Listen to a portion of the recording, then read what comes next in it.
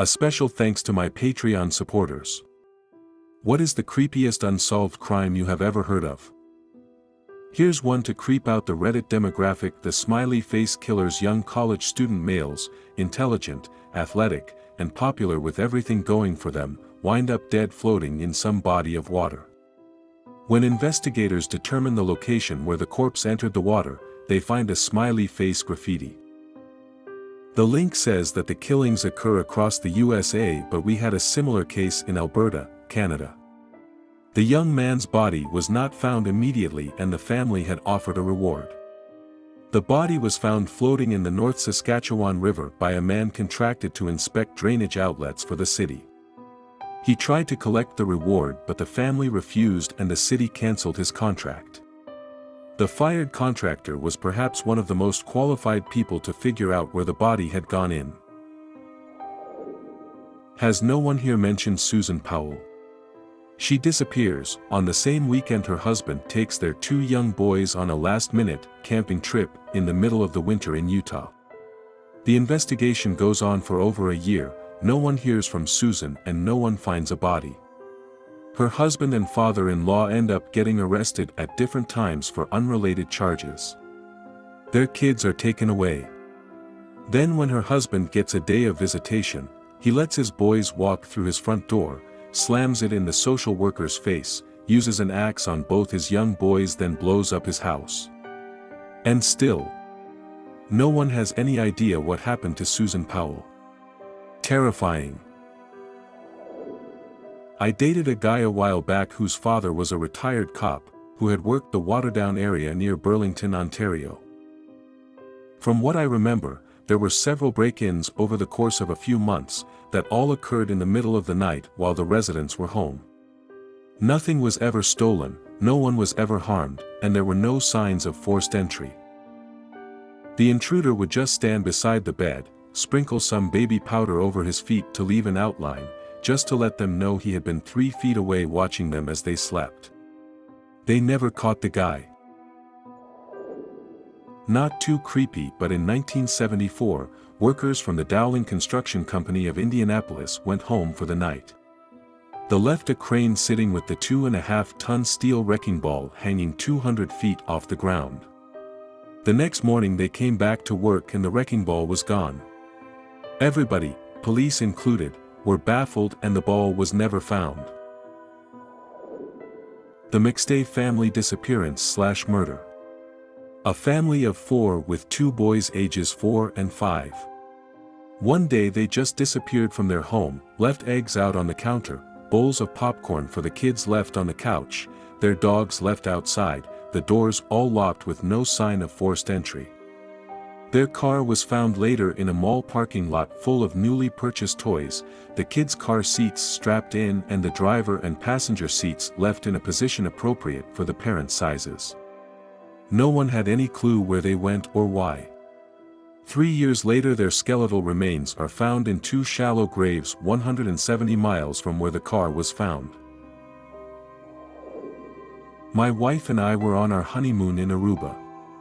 We decided to go to a local bar, something different than the hotel bar we were going to. We were the only non-locals and it was definitely different, but whatever, everyone seemed friendly. After a few too many beers we decided to play some pool. Some locals walked over to us and became a little too friendly, but whatever, everyone's having fun. A couple of girls were flirting with us both, they bought me a beer, cool. We're not swingers or anything so we weren't into going with them, they left. Not long after I started to feel really freaking tired so we decided to leave and the bartender seemed to take forever to settle my bill so I dropped more than enough and we left. As we were leaving there was a hush with the locals, some were whispering, then everyone just shut up and stared. Immediately outside I puked, like a ton, and I never puke from drinking, ever. I was really tired by now and we barely made it back to our room before I passed out. We were naive, but one of the girls spiked my drink. I'm a 270 pounds powerlifter and I only drank 1/4 of the beer so I'm guessing that's why I didn't go down earlier. I don't know if they were looking to take my wife but that would be my guess as my wife is very attractive. This was in 2001. TLDR Maura Murray disappeared the evening of February 9, 2004 after crashing her car on Route 112 in Haverhill, New Hampshire. She was in college, emailed professors she had to go home due to a family emergency, false, packed her bags and left. She withdrew $280 from an ATM. She then bought $40 worth of alcohol. She got into a car accident at approximately 7:30. Someone pulled over and offered to call the police. She refused and asked them not to. The witness drove home and called the police. By the time they arrived, she was gone, and all her belongings were left in the car except her debit card, credit card, and cell phone, none of which have ever been used or found. Lori Erica Kennedy. Seriously, Google her, creepy as shit. Basically, a woman believed to be from the Pacific Northwest stole a birth certificate and started a new life. But there is absolutely zero account or evidence of her before 1988. She actually married and had a baby before killing herself post-divorce in 2010, which was when her ex-husband found the birth certificate and name change docs buried in her closet. The only theory I've seen that's remotely plausible was that she's an escapee from an FLDS community. It could explain that she never did have her own birth certificate, and more than one person's pointed out a similarity between her and an FLDS prophet's family that got into some serious trouble in the 80s. There was an episode of America's Most Wanted that focused on unsolved kidnappings. One was about a girl who was kidnapped and was found dead.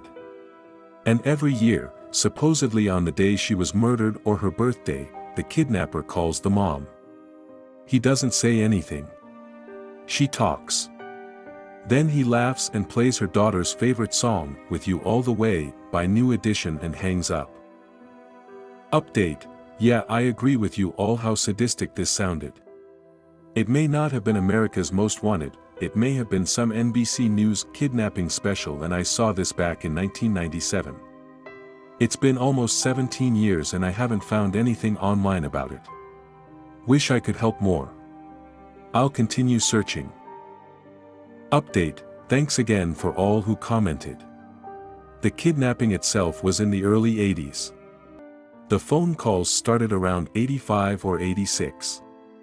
I don't think phone tracking was in the cards for this, and since there isn't any evidence linking the caller to the murder, it probably wouldn't be allowed, just guessing.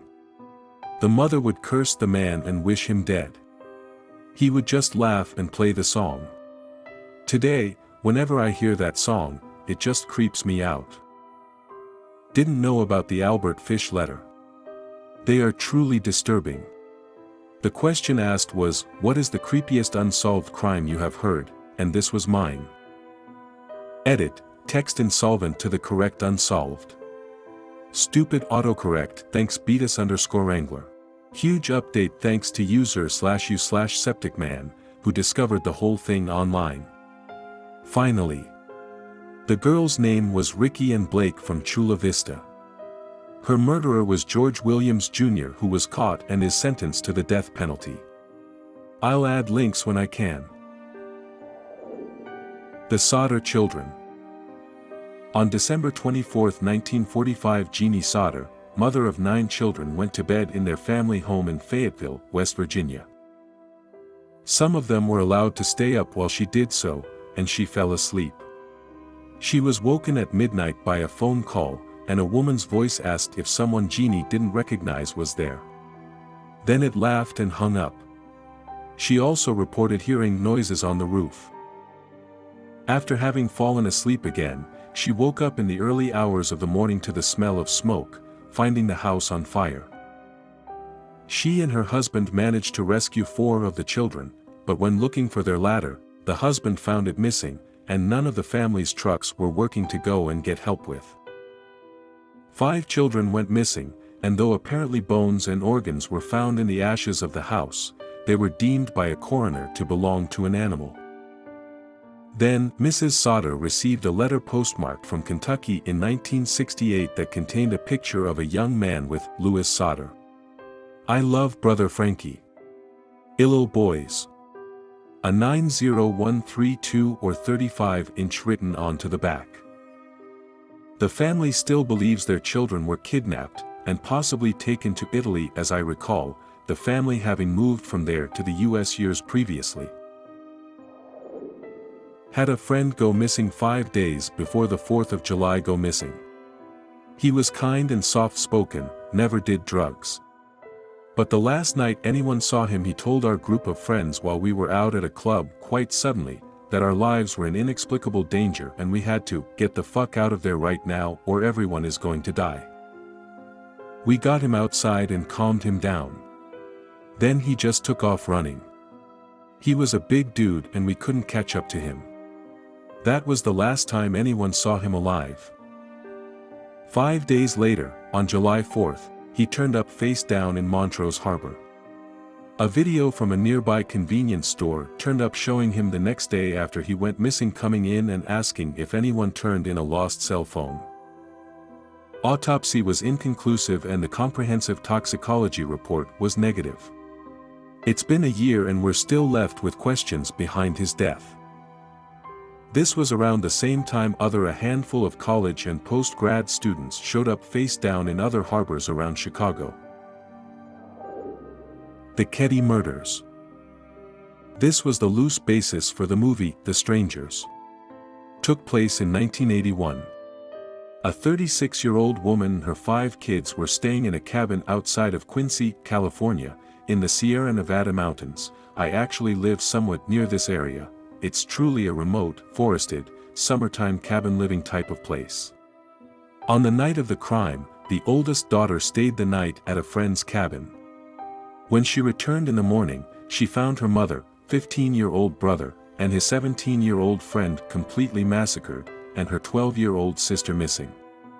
The victims had all been bludgeoned with a hammer, tied up, stabbed, strangled. Blood was splattered everywhere. Furniture was smashed into pieces. Walls were pounded on. A steak knife had been used so forcefully that it was bent 25 degrees. Whoever committed the crime had gone on an absolute rampage, and was apparently there for about 10 hours. Curiously, the mom's 2 youngest sons and their friend who was staying the night were found unharmed in an upstairs bedroom. Only one of them claimed to have heard/seen anything, but he was so young that his statement was pretty useless to the police.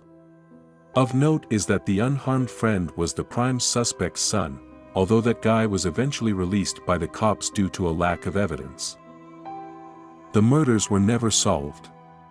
3 years later, part of the missing 12-year-old girl's skull was found about 50 miles away. She had been decapitated.